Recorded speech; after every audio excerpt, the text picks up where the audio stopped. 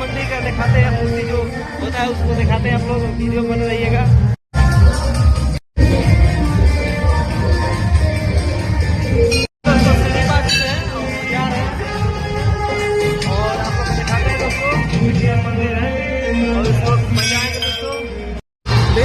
देखिए हम लोग शिव मंदिर के पास और सब लोग को दिखाते हैं, वीडियो बन रहिएगा।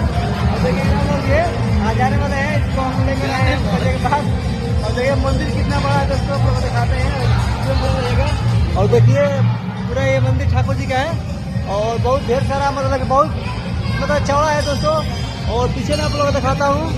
देखिए आज भीड़ कम है, लेकिन जो पूजा होता है ना, जो ठंडक मौसम आता है दशहरा टाइम उसका जो होता है ना, तो बहुत भीड़ होता है दोस्तों।